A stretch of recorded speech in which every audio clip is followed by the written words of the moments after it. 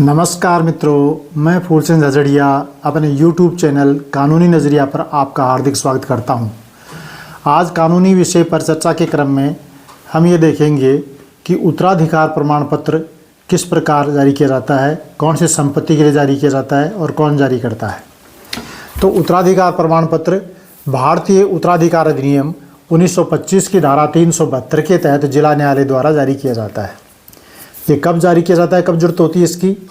देखिए, जब बैंक में कोई एफडी हो या बैंक में कोई खाता है किसी व्यक्ति का, या कोई डेट या डिवेंचर, शेयर आदि, कोई सिक्योरिटी आदि की किसी भी प्रकार की कोई राशि, कोई अमाउंट किसी व्यक्ति की है और उस व्यक्ति की बिना इनमें किसी में कोई नॉमिनेशन किए मृत्यु हो जाती है, तो अब उसके उत्तराधिकारी कौन कौन है, किसको पैसा मिलेगा, कौन हकदार है, ये कैसे तय हो? तो इसके लिए कानून बनाया गया है भारतीय उत्तराधिकार अधिनियम 1925 और इसकी धारा 372 के तहत उत्तराधिकार प्रमाण पत्र जिला न्यायालय द्वारा जारी किया जाता है। तो मैं राजस्थान उच्च न्यायालय बेंच जयपुर के एक निर्णय की मदद से ये समझाने की कोशिश करता हूँ कि किन मामलों में ये जारी किया जाता है, यानी कि कौन सी संपत्ति के लिए जारी किया जाता है। तो दौसा जिले के बांदीकुई का ये एक मामला था जिसमें कृषि भूमि को शामिल करते हुए उत्तराधिकार प्रमाण पत्र जारी किया गया और ये उत्तराधिकार प्रमाण पत्र एडीजे कोर्ट अपर जिला न्यायालय बांदीकुई के द्वारा दिनांक 9/8/2002 को जारी किया गया। तो इसकी अपील हाई कोर्ट में जयपुर में हुई।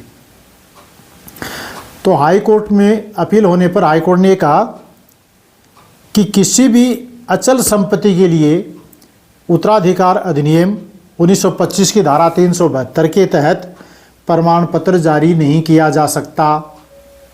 यानी कि कृषि भूमि या मकान या और कोई आवासीय भूमि हो, कोई भी किसी भी प्रकार की अचल संपत्ति है, उसके लिए उत्तराधिकार अधिनियम 1925 की धारा 372 के तहत प्रमाण पत्र जारी नहीं होगा।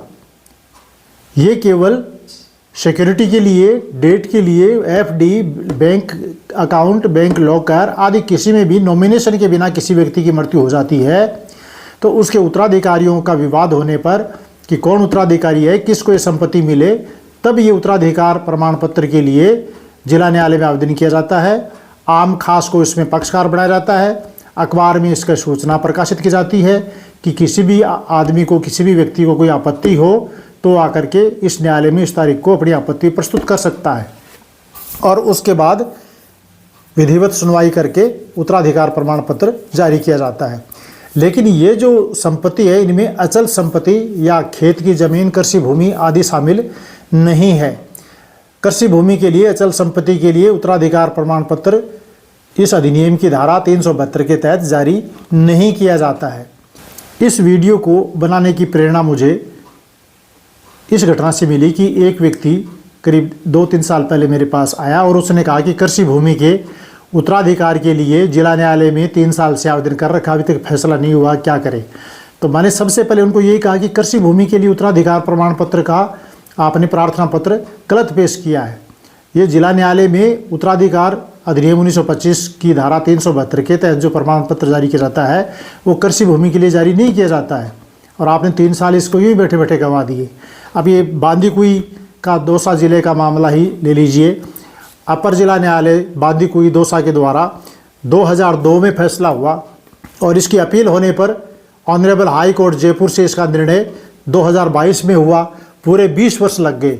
एक छोटी सी कानून की जानकारी के अभाव में अपने जीवन के 20 वर्ष इस मुकदमेबाजी में खर्च हो गए और पैसे खर्च हुए वो अलग।